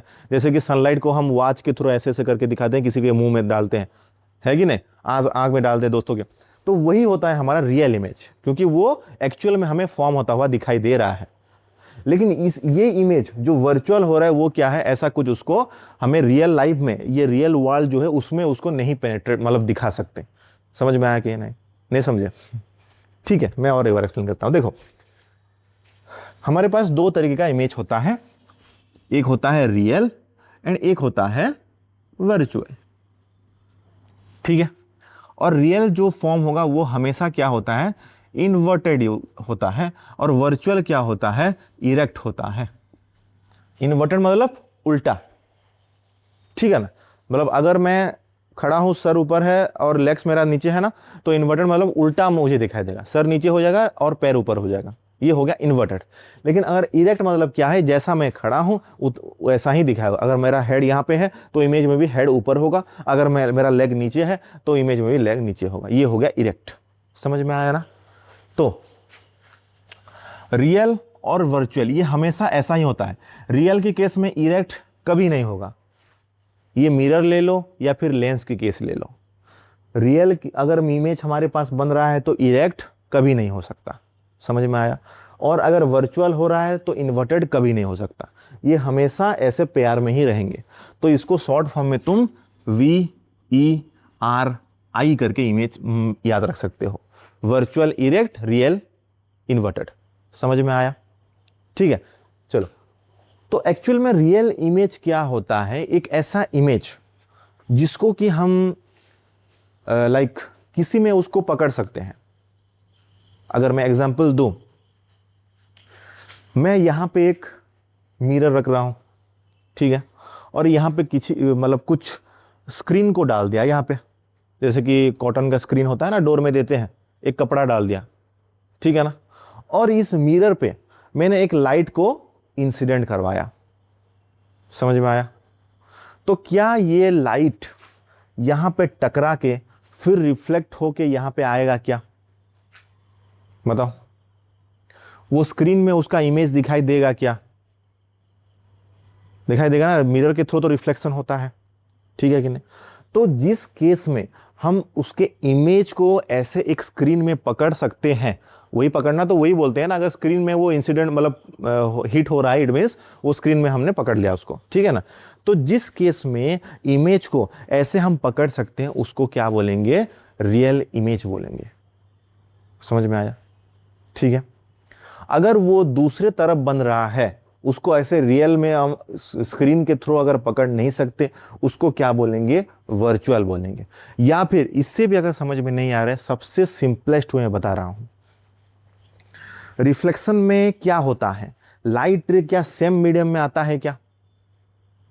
रिफ्लेक्शन में लाइट रे सेम मीडियम में आता है, इट मींस रिफ्लेक्शन के लॉ के हिसाब से हमारा ऑब्जेक्ट जहां पे है, हमारा इमेज भी वही फॉर्म होना चाहिए, मतलब उसी मीडियम में, ठीक है ना। तो जो इमेज ऑब्जेक्ट जिस मीडियम में है, अगर उस मीडियम में बन रहा है, उसको हम बोलेंगे रियल इमेज। समझ में आया। लेकिन जो हमने प्लेन मिरर में देख रहे हैं वो क्या बन रहा है, मिरर के अंदर, मिरर के अंदर बन रहा है। आज जाके घर जाके देखना एक बार, ठीक है ना। फेस देखोगे तो क्या मिरर के अंदर बन रहा है, दिखाई देगा। लेकिन रिफ्लेक्शन के हिसाब से क्या, जो हमारा ऑब्जेक्ट है उस मीडियम में हमारा इमेज बनना चाहिए, है कि नहीं। लेकिन क्या प्लेन मिरर में ऐसा बना क्या, वो तो अंदर बन रहा है ना। इसी वजह से इसको क्या बोलेंगे, वर्चुअल और इमेजिनरी इमेज भी बोलते हैं। समझ में आया ना। इमेजिनरी मतलब वो हम रियल में वो उसको एक्सप्लेन नहीं कर सकते। तो हमेशा याद रखना, जो इमेज रिफ्लेक्शन के लॉ के हिसाब से हो रहा है उसको बोलेंगे हम रियल इमेज, मतलब वही सेम मीडियम में फॉर्म हो रहा है, ठीक है। ऐसे हम देखो, एक्चुअल में अगर फिजिक्स के हिसाब से देखें, जो मैं बोल रहा हूं कि रिफ्लेक्शन को लॉ को फॉलो करेगा, वो सही नहीं होगा फिजिक्स के हिसाब से। लेकिन मैं तुम्हें समझाने के लिए सिंप्लीफाइड वे में बता रहा हूं कि जो रिफ्लेक्शन के लॉ को ओबे करेगा, रिफ्लेक्शन को ओबे करेगा, वो हो जाएगा रियल, ठीक है। लेकिन इसको एग्जाम में लिखना नहीं है, एग्जाम में लिखना नहीं, ये बस तुम्हें समझने के लिए। समझ में आया ना, समझ में आया, ठीक है। और वर्चुअल क्या हो गया, जो रिफ्लेक्शन को ओबे नहीं करेगा। दोनों में रिफ्लेक्शन हो रहा है, लेकिन मैं तुम्हें समझाने के लिए बोल रहा हूं कि इसमें तुम्हें स्ट्रेट तुम्हें दिखाई देगा कि रिफ्लेक्शन हो रहा है करके।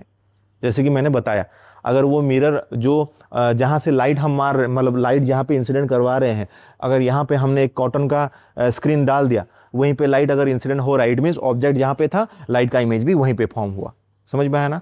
उस केस में क्या हुआ, हमारा रियल इमेज फॉर्म हुआ। समझ में आया। लेकिन अगर मिरर के अंदर फॉर्म हो रहा है, उसको क्या बोलेंगे हम, वर्चुअल बोलेंगे। लेकिन ये जो मैंने लिखा है ये बस तुम्हारे समझने के लिए, एग्जाम में लिखने के लिए नहीं। समझ में आया। चलो थोड़ा लिख लो। और इरेक्ट मतलब क्या, सीधा। जब हम इमेज में देखते हैं, मिरर में देखते हैं, क्या हम उल्टा दिखते हैं, क्या सीधा दिखते हैं ना, ठीक है। और लेटरल इन्वर्जन मतलब क्या होता है, यहां पर लिख देना एग्जांपल एम्बुलेंस का, लेटरल इन्वर्जन।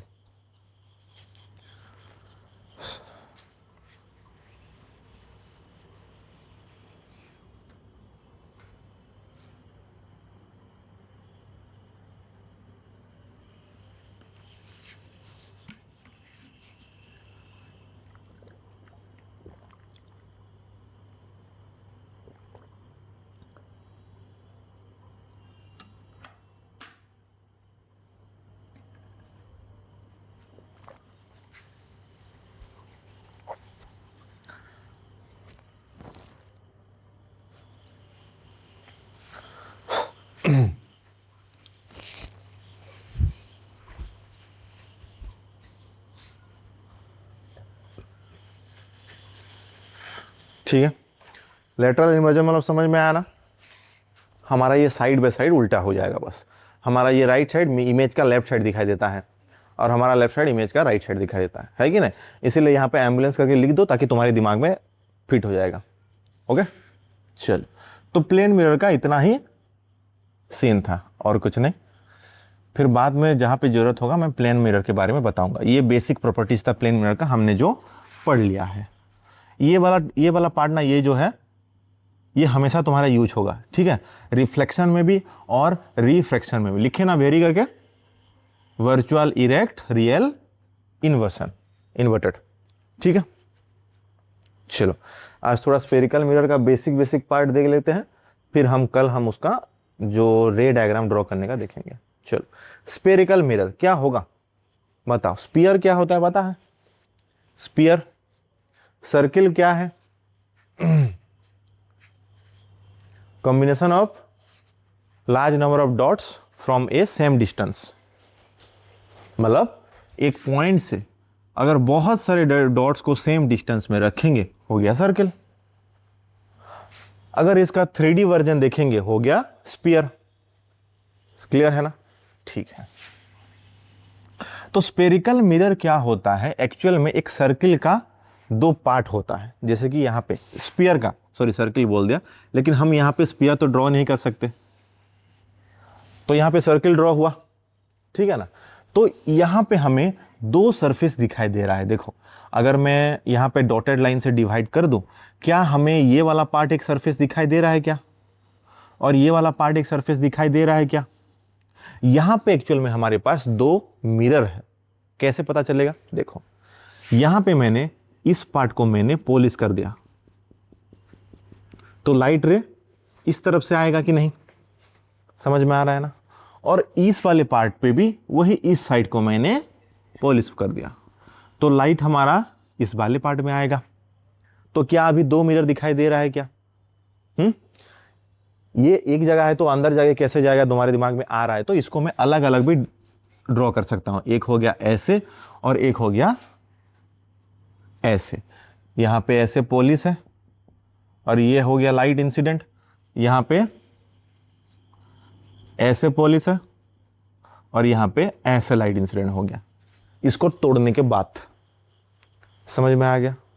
तो एक्चुअल में इसीलिए ये दोनों क्या हो रहा है, ये स्फीयर का पार्ट दिखाई दे रहा है कि नहीं, है कि नहीं। इसी वजह से इन दोनों को क्या बोलते हैं हम, स्पेरिकल मिरर बोलते हैं, स्पेरिकल मिरर बोलते हैं, स्पेरिकल मिरर बोलते हैं।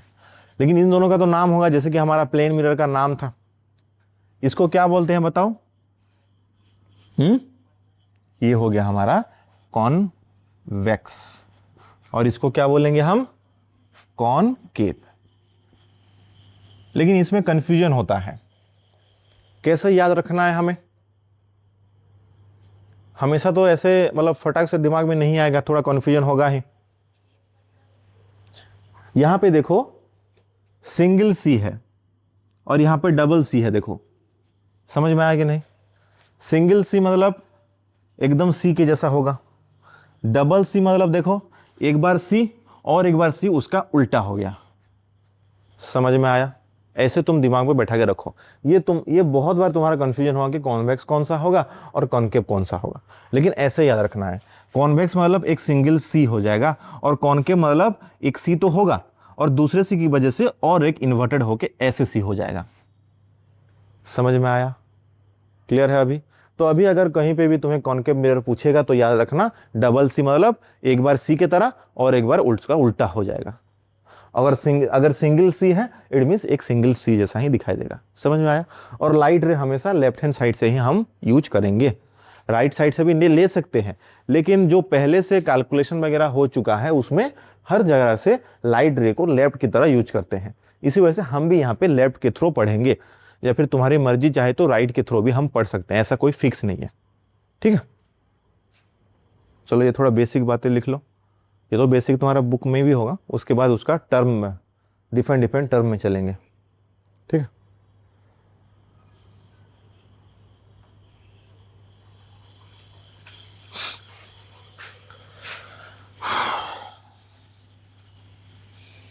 इसका बस बेसिक टर्म हम जान लेते हैं, उसके बाद कल हम रे डायग्राम सीखेंगे, वो थोड़ा अच्छा लगेगा।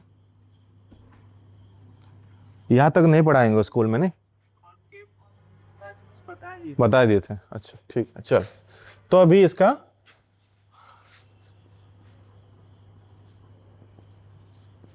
टर्मिनोलॉजी देखते हैं, डिफरेंट टर्म का मीनिंग क्या होता है। दो डायग्राम ड्रॉ करो।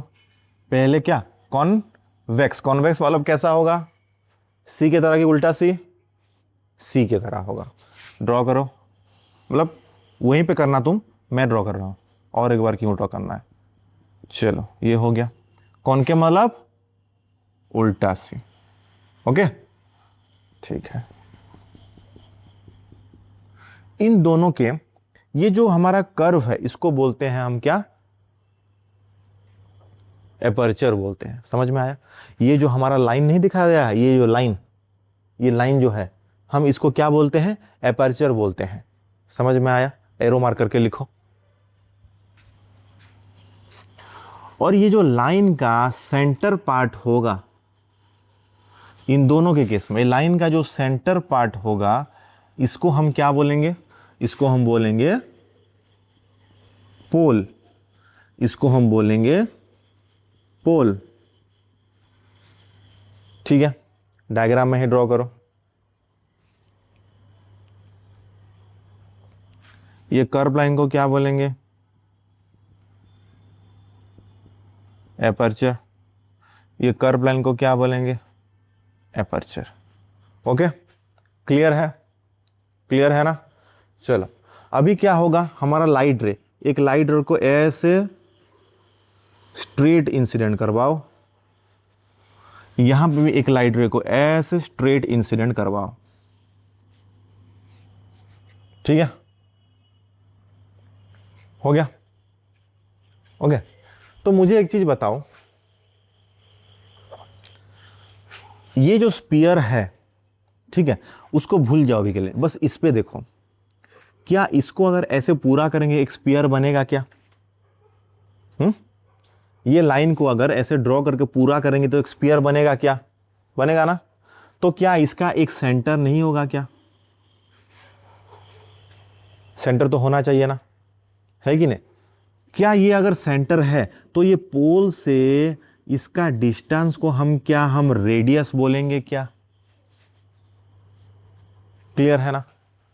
तो क्या उसी तरीके से इसका भी होगा क्या? इसका किस तरफ होगा मुझे बताओ अभी?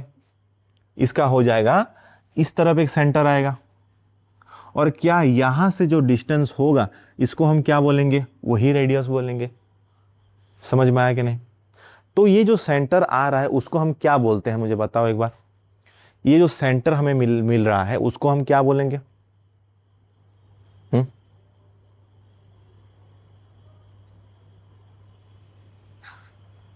इसको बोलते हैं सेंटर ऑफ कर्वेचर। ये पॉइंट हो गया ना, यहां पे लिखो सेंटर ऑफ कर्वेचर, दोनों की केस में। समझ में आया? ओके, जो लाइन हमारा, और ये हो गया रेडियस ऑफ कर्वेचर, इसको आर से डिनोट करते हैं, इसको आर से डिनोट करते हैं। ये हो गया हमारा क्या? Radius of curvature.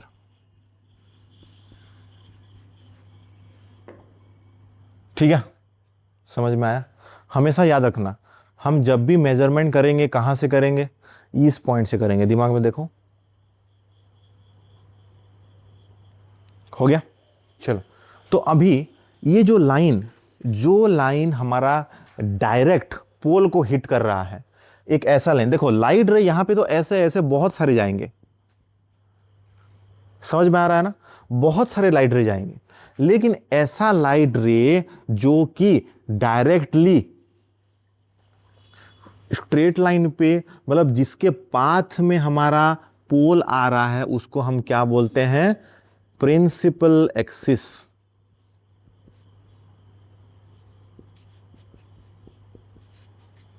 इसको क्या बोलेंगे हम? प्रिंसिपल एक्सिस बोलेंगे। समझ में आया कि नहीं मुझे बताओ? जो पाथ में लाइट आ रहा है। हाँ, इस पाथ को बोलेंगे हम। ठीक है, ये एक इमेजिनरी होता है। ठीक है, चलो, इसी तरीके से इस तरफ भी होगा एक, इस तरफ भी होगा। इस लाइन को हम क्या बोलेंगे? प्रिंसिपल एक्सिस बोलेंगे। ठीक है ना? और क्या बचा है यहाँ पे? सेंटर ऑफ कर्वेचर हो गया, प्रिंसिपल। फोकस क्या? फोकस किसको दिखाएंगे? चलो, इतना तो हो गया ना?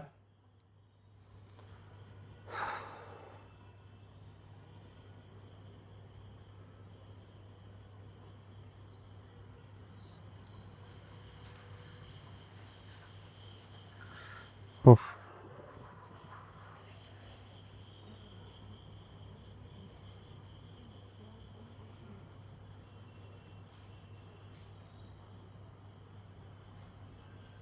ठीक है, तो ये मैंने जो अभी बताया, मैंने क्या बोला डेफिनेशन में तुम्हें? एक ऐसा लाइन जो कि पोल से क्रॉस होता हो। तो क्या हम इसको प्रिंसिपल एक्सिस बोल सकते हैं क्या? ये भी तो पोल से क्रॉस हो रहा है। लेकिन इसको क्यों प्रिंसिपल एक्सिस नहीं बोलेंगे और इसको क्यों बोलेंगे बताओ? दिमाग में रखना, क्या प्रिंसिपल एक्सिस हमेशा 2 पॉइंट से क्रॉस होगा। क्या क्या? एक होगा पोल, ठीक है, एक होगा सेंटर ऑफ कर्वेचर। समझ में आया? एक ऐसा लाइन मैं यहां पे लिख दे रहा हूं, प्रिंसिपल एक्सिस क्या होगा? Always passing through centre of curvature को सी लिखते हैं, मैं सी लिख देता हूं, हाँ ठीक है ना, सी एंड पी। समझ में आया? इसको बोलेंगे हम ये, ठीक है।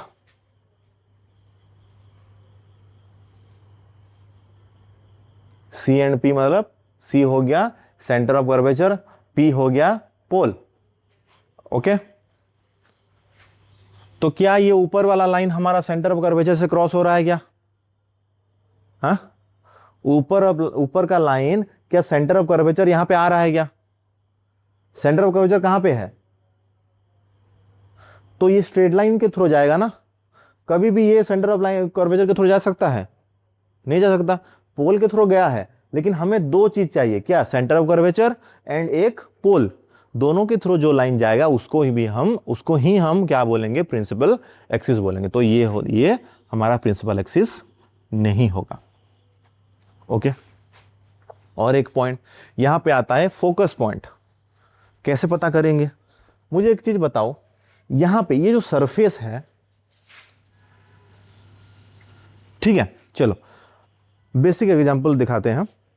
लाइक यहां पे कुछ नहीं है क्या, छोड़ो।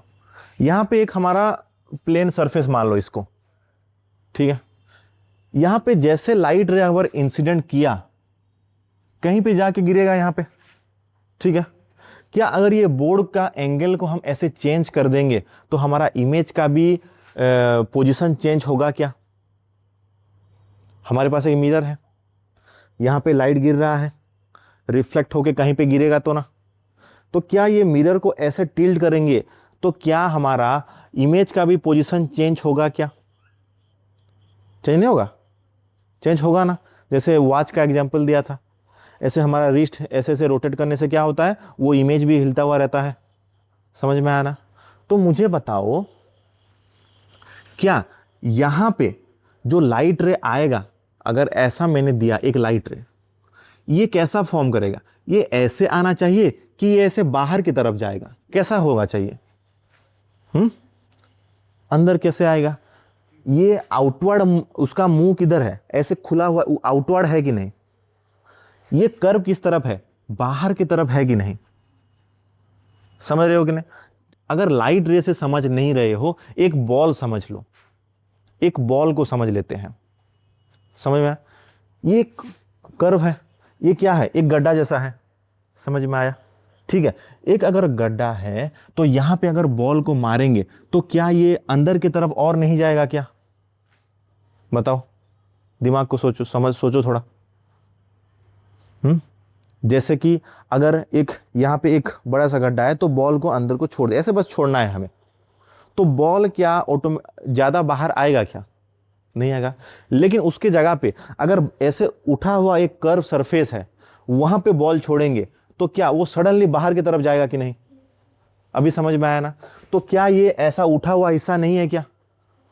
ये तो अंदर रहेगा ना, इसको ऐसे पकड़ो और ऐसे रख दो, अभी ये उठा हुआ हिस्सा ऐसे हो गया, तो बॉल को अगर छोड़ेंगे ये बाहर की तरफ ऐसे जाएगा, है कि नहीं? तो यहां पे भी लाइट क्या होगा? ऐसे बाहर की तरफ जाएगा। समझ में आया अभी? नहीं, अंदर की तरफ नहीं आएगा। इस तरह मतलब नहीं, मतलब ऐसे बोल रहे हो यहां? हाँ, ऐसे आएगा, लेकिन कब? जब यहां पे होगा। कब? एक स्पेशल केस बताया था, जब 0 डिग्री होता है। समझ में आया कि नहीं? जब 0 डिग्री होता था, द इंसिडेंट रे का पाथ एंड रिफ्लेक्टेड रे का पाथ सेम होता है। तो यहां पे 0 डिग्री कब होगा? इस पॉइंट पे हो जाएगा, प्रिंसिपल एक्सिस पे। तो हमेशा याद रखना, किसी भी लाइट रे अगर प्रिंसिपल एक्सिस से इंसिडेंट हो रहा है तो हमारा रिफ्लेक्टेड रे भी वहीं पे जाएगा। समझ में आया? तो यहां पे क्या हुआ? ऐसे गया। यहां पे अगर लेंगे तो कैसा होगा? ऐसे आएगा। यहां पे लेंगे तो फिर कहीं पे ऐसे आएगा। यहां पे लेंगे तो फिर कहीं पे ऐसे जाएगा, है कि नहीं? लेकिन यहां पे कैसा होगा मुझे बताओ? क्या यहां पे अगर टकरा के अंदर की तरफ आएगा? अरे अंदर की तरफ नहीं आएगा, ये अंदर की तरफ है कि नहीं, इसका देखो कैसे समझना है। ये अंदर देखो, इसको बोलेंगे हम डाइवर्जेंट रे, क्योंकि ये डाइवर्स हो रहा है। इसको बोलेंगे हम कन्वर्जेंट रे, क्योंकि ये कन्वर्ज हो रहा है। कैसे पता चलेगा? अगर सिंपल से सिंपल वे में बताऊं, देखो इसको अगर ये दोनों मुंह को अगर हम बढ़ाता हुआ जाएंगे, क्या ये क्लोज्ड हो जाएगा? क्या क्लोज्ड होगा ना? तो ऐसे सिचुएशन में क्या होगा, हमारा इमेज अंदर की तरफ आएगा। लेकिन इसको अगर बढ़ाता हुआ जाएंगे, यहां पे तो क्लोज्ड होगा, लेकिन लाइट का सरफेस क्लोज्ड होगा क्या? कभी नहीं होगा ना। इस केस में बाहर की तरफ जाएगा। ऐसे भी तुम समझ सकते हो। अभी समझ में आया ना? क्लियर हुआ? ये हो गया हमारा क्या, डाइवर्जेंट रे, डाइवर्जेंट बोलते हैं इसको। और ये हो गया हमारा कन्वर्जेंट, कन्वर्ज हो रहा है। समझ में आया? तो हमेशा याद रखना। कहां गया? ये कौन सा मिरर है? कॉन्वेक्स। कॉन्वेक्स में क्या होगा? डाइवर्जेंट। कॉनकेव में क्या होगा? कन्वर्जेंट। समझ में आया ना? दिमाग में रखना। चलो अभी देखो एक चीज, ये डायग्राम थोड़ा ज्यादा कॉम्प्लेक्स हो गया है, मैं इसको इरेज कर देता हूं, ठीक है? और एक मैं डायग्राम ड्रॉ करता हूं समझाने के लिए तुम्हें। ये सारा तो लिख दिया ना, लिख चुके हो ना? ठीक है, बस एक पॉइंट, छोटा सा पॉइंट है, मैं उसको समझाने के लिए इरेज करता हूं इसको, एकदम छोटा सा पॉइंट, फिर खत्म। देखो ये कॉन्सेप्ट बहुत इंपॉर्टेंट है। ये टर्म अगर तुम्हारा दिमाग में नहीं बैठा है तो तुम्हारा क्वेश्चन सॉल्व करना मतलब बहुत डिफिकल्ट हो जाएगा फिर। इसीलिए बेसिक को अपना स्ट्रॉन्ग करो, फिर एडवांस में जाना। क्वेश्चन सॉल्व करने के चक्कर में बेसिक को भूलना मत। जैसे कि एलसीएम एचसीएफ का एग्जांपल दिया था, क्वेश्चन दिया था, बेसिक का यूज हुआ कि नहीं? हमेशा याद रखना, शॉर्ट ट्रिक हमेशा कभी भी मतलब हर जगह यूज नहीं कर सकते, लेकिन हमारा जो बेसिक कॉन्सेप्ट रहता है वो हमेशा एप्लीकेबल है। ओके चल, तो यहां पे एक लाइट ऐसा ड्रॉ किया, ठीक है? ये कैसा होगा? ये ज्यादा बाहर जाएगा कि थोड़ा कम बाहर जाएगा, मुझे बताओ। ये ज्यादा बाहर जाएगा कि थोड़ा कम एंगल में बाहर जाएगा? कम जाएगा। जितना बाहर जाएंगे उतना ज्यादा जाएगा। दिमाग में बैठाओ, लॉजिक से समझो। ये जो लाइट है, मुझे बताओ यहां पे तुम्हें उतना कर्व दिखाई दे रहा है क्या? सोचो, प्रेशर ना लो। इस पॉइंट पे देखो जहां पे इंसिडेंट हो, देखो यहां पे जो इंसिडेंट हो रहा है पहले सेम जाएगा, वही आएगा। क्यों? क्योंकि यहां पे उतना कर्व नहीं हो रहा है। इट मींस जितना कर्व होता हुआ जाएगा उतना एंगल बढ़ता हुआ जाएगा। समझ में आया? तो इसके ज्यादा पास जो भी लाइट रे होगा ना, वो ऐसे कम इंसिडेंट होता हो, मतलब रिफ्लेक्टेड होता हुआ जाएगा। हमेशा याद रखना, जितना दूर जाएगा उतना ज्यादा एंगल से वो रिफ्लेक्ट होता हुआ जाएगा। समझे क्या? क्यों? क्योंकि जितना यहां से दूर जाएंगे ना, हमारा मिरर देखो ज्यादा कर्व होता हुआ जा रहा है। दिखाई दे रहा है कि नहीं? ये लाइन से जितना हम दूर जाएंगे, ये कर्व उतना कर्व ज्यादा होता हुआ जा रहा है। इस पॉइंट को एज्यूम करो और इस पॉइंट को एज्यूम करो। क्या इस पॉइंट में ज्यादा कर्व तुम्हें दिखाई दे रहा है क्या? बताओ, नहीं समझ रहे हो? देखो यहां पे बस कर्व का ही खेल है। समझ में आया? यहां पे बस क्या है? कर्व का ही खेल है। एक चीज बताओ, यहां पे क्या ये लाइन जो जा रहा है यहां पे कितना, क्यों इतना मतलब स्ट्रेट आ रहा है? बताओ मुझे। क्योंकि एंगल 0 डिग्री कर रहा है। अगर एंगल चेंज हुआ तो क्या हमारा रिफ्लेक्टेड रे का पाथ भी चेंज हो जाएगा क्या? तो क्या इस जगह पे वही नहीं हुआ है क्या? समझ रहे हो कि नहीं? इस जगह पे वही हुआ है। इसमें क्या हो रहा है? इंसिडेंट रे का डायरेक्शन सेम है, लेकिन यहां पे हमने मिरर का एंगल चेंज हो गया है, सरफेस का एंगल चेंज हो गया। तो वही सेम बात है ना। हमारे पास दो ऑप्शन है, आइदर हम एक प्लेन के ऊपर एंगल का मतलब इंसिडेंट रे का एंगल चेंज कर सकते हैं, या फिर इंसिडेंट रे को सेम रख के प्लेन को चेंज कर सकते हैं। दोनों के केस में हम पाथ को डिफरेंट कर सकते हैं। तो यहां पे क्या हो रहा है? हमारा लाइट रे सेम है, लेकिन हमारा प्लेन चेंज हो जा रहा है। समझ में आया ना? अभी समझ में आया? ठीक है। तो जितना बाहर जाएगा उतना बड़ा एंगल करके बाहर जाएगा। समझ में आया? ठीक है, तो उसी तरीके से यहां पे क्या होगा, ऐसे आएगा, और दूर जाएंगे तो ऐसे आएगा। समझ में आया? क्या ये जो चार हमारे पास है, इसको अगर डॉटेड लाइन से कनेक्ट करेंगे तो क्या एक ही जगह पे ये मिलता हुआ दिखाई दे रहा है क्या? बताओ। ये पॉइंट को बोलते हैं हम फोकस। समझ में आया? और ये वाला पॉइंट क्या था कि सेंटर ऑफ कर्वेचर, जो कि हमने रेडियस ले रखा था। उसी तरीके से यहां पे क्या होगा, यहां पे ड्रॉ कर लो अगर करना है तो पहले, उसके बाद फिर वो देखेंगे। बस छोटा सा पॉइंट है, ठीक है, छोटा सा पॉइंट ये है। यहां पे क्या हो रहा था, जितना दूर जा रहे थे उतना बाहर फेंक रहा था। यहां पे क्या कन्वर्जेंट होता है, जितना दूर जाएंगे उतना अंदर फेंकेगा। समझ में आया ना अभी? तो ये हो गया लाइट रे, ठीक है। तो यहां पे क्या होगा, ये ऐसे आएगा, ये क्या हो गया, ये ऐसे आएगा, यहां पे लाइट रे होगा, ये ऐसे आएगा, यहां पे लाइट रे हो गया, ये ऐसे चला गया। देखो ये जितना पास है कम एंगल से बेंड हो रहा है। ये एंगल और ये एंगल तुम्हें चेंज दिखाई नहीं दे रहा है? बड़ा दिख रहा है कि नहीं? ये नीचे वाला छोटा है ना, विजुअलाइज हो रहा है, ये बड़ा है। समझ में आया ना? तो क्या ये जगह पे सब कुछ इंसिडेंट हो रहे हैं क्या? तो इसको यहां पे क्या बोलेंगे, फोकस बोलेंगे। समझ में आया?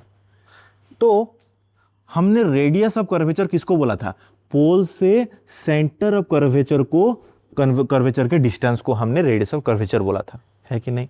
अभी ये पोल से फोकस के बीच का जो डिस्टेंस है, पोल से फोकस के बीच का जो डिस्टेंस है, उसको क्या बोलेंगे हम, फोकल लेंथ बोलेंगे। फोकल लेंथ बोलेंगे। समझ में आया? इस केस में क्या होगा, फोकल लेंथ, ये वाला पार्ट यहां से यहां तक, ये हो गया हमारा फोकल लेंथ हो जाएगा। ठीक है, ओके।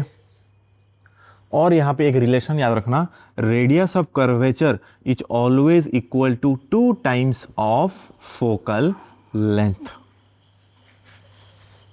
ठीक है, radius of curvature is always the 2 times of focal length. And सबसे इंपॉर्टेंट चीज स्टार मार्क करके, always measure any distance from starting from pole. ये हमारा मतलब मेन पॉइंट है। किसी भी मेजरमेंट करो, कभी भी गलती मत करना कि अगर तुम्हें रेडियस ऑफ कर्वेचर मेजरमेंट करना है तो हम ये पॉइंट से इधर मेजर करना गलत हो जाएगा। समझ में आ रहा है? किसी भी मेजरमेंट करो, किसी भी, मिरर हो गया, लेंस हो गया, रिफ्लेक्शन हो गया, रिफ्रैक्शन हो गया, कभी भी उल्टा मेजर करना नहीं। हमें क्या करना है, पोल से मेजरमेंट करना है। पोल हमारा ओरिजिन है, पोल से इधर मेजर करेंगे, पोल से इधर मेजर करेंगे। डिस्टेंस में कोई फर्क नहीं पड़ेगा। अगर यहां पे P से C जितना डिस्टेंस होगा, C से P भी उतना ही होगा। डिस्टेंस में कोई फर्क नहीं पड़ेगा। लेकिन आगे देखेंगे कि क्यों ये बहुत जरूरी है। हमेशा दिमाग में रखो, फोकल मेजर कर रहे हो, फोकल लेंथ P से मेजर करो। रेडियस ऑफ कर्वेचर मेजर कर रहे हो, P से मेजर करो। यहां पे भी फोकल लेंथ मेजर कर रहे हो, P से मेजर करो। रेडियस ऑफ कर्वेचर मेजर कर रहे हो, P से मेजर करो। दिमाग में बैठा के रखो। ये गलत हुआ, अगर उल्टा मेजर कर दिए तो तुम्हारा आंसर भी गलत आ जाएगा। समझ में आया? तो आज के लिए इतना ही, फिर कल हम इसको कंटिन्यू करेंगे। ठीक है, थोड़ा रिवाइज कर देना, टर्म वगैरह हमने पढ़ा ना, थोड़ा याद रख।